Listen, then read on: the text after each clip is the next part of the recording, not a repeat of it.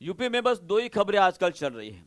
पहली खबर है कि ट्विटर हैंडल पे 2 लाख की वैकेंसी डालने के बाद डिलीट क्यों किया गया। और उसी तरह से 2018 में निकली हुई जो 69,000 की जो वैकेंसी थी उसके बारे में अभी और तेजी से खबरें जो है पूरे यूपी में एक आग की तरह फैलती जा रही है।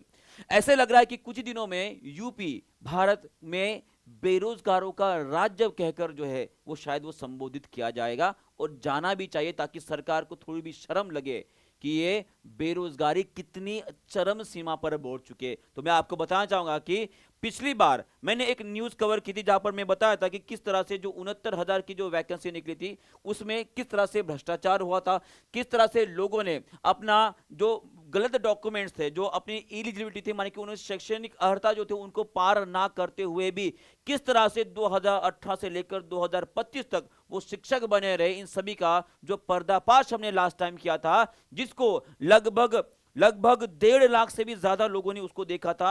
इस न्यूज को फिर से एक बार आज के पेपर में छापा गया है। उसमें यह लिखा गया है कि अभ्यर्थी ने अभी अधिकारियों पर भी कार्रवाई करने की मांग की है। तो यह बिल्कुल सही मांग है, करनी चाहिए बिल्कुल। अगर यूपी गवर्नमेंट सच में अपने आप को अगर मान लीजिए मानती है कि वो किसी के हित की बात कर रहे हैं, वो विद्यार्थियों के हित की बात कर रहे हैं, तो यहाँ पे साफ साफ दिख रहा है कि विद्यार्थियों के ऊपर बहुत बड़ा अन्याय हुआ है। जो पैसे वाले भाई साहब वो आगे जा रहे हैं और जो गरीब है भाई साहब वहां पे फंसते जा रहा है, दलदल में मरते जाएगा, बेरोजगारी के दलदल में वो फंसते जा रहा है। तो यहां पर मैं आपको बताना चाहूंगा कि पूरा न्यूज क्या है। 69,000 शिक्षक भर्ती में गलत दस्तावेज लगाकर जो नियुक्ति पाने वाले अभ्यर्थी उनके ऊपर लगातार जांच तो हो रही रहे, उनको जो है बस अब उनके कार्रवाई कर उनको जॉब से तो निकाला जा ही रहा है। पर उसी तरह से अभ्यर्थी जो अभी इतने ज्यादा आक्रोश में है कि वो भी चाहते हैं कि बस अब आंदोलन कर रहे अभ्यर्थियों ने गड़बड़ी करने वाले अधिकारियों के ऊपर भी कार्रवाई करने की मांग की। और यहां पर अगर गवर्नमेंट चाहती है कि साफ सुथरा एक पॉलिटिक्स ना करते हुए एक साफ सुथरा अगर कोई भी एग्जामिनेशन वो कंडक्ट करना चाहते, तो ऑब्वियसली वो सब कुछ उनको करना ही पड़ेगा, करना ही पड़ेगा। ठीक है। और उसी तरह से यहां पर यह भी लिखा गया है कि आरक्षित वर्ग के अभ्यर्थियों का नेतृत्व कर रहे अमरेंद्र पटेल जी ने कहा कि गलत तरीके से नौकरी पाने वाले जितने भी अभ्यर्थी, इनकी संख्या बढ़ी है। मैंने लास्ट टाइम बोला था कि इनकी संख्या हजारों में है। कितने में है? हजारों में है। अगर वो हजारों बच्चे निकाले जाते तो उसमें फायदा किसका है?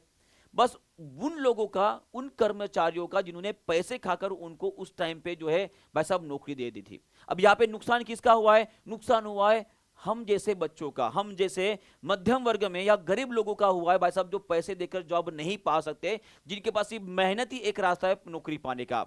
तो ऑब्वियसली अगर यहां पर ये चाहते हैं कि ये इस गंदे तरीके से नौकरी पाने वाले जितने भी लोग हैं उनको बाहर किया जाए, और उसी के साथ जो भी अधिकारी है उनके ऊपर कार्रवाई करनी चाहिए। भ्रष्टाचार गलत होता है और इसी भ्रष्टाचार के आग में पूरा भारत देश हमारा झुलसता जा रहा है। बेरोजगार की संख्या दिन ब दिन बढ़ती जा रही है।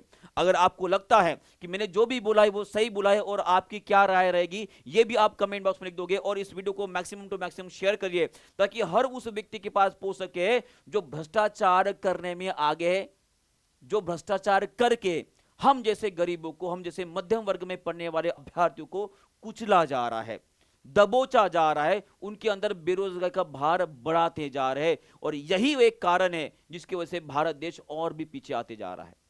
तो आपको अगर लगता है ये सब बातें होनी चाहिए, सब लोग अगर जागरूक होनी चाहिए, तो इस वीडियो को जरूर शेयर कीजिएगा, मैक्सिमम टू मैक्सिमम लोगों तक पहुंचाने की जरूर कोशिश कीजिएगा। तो thank you very much, good bye, God bless you.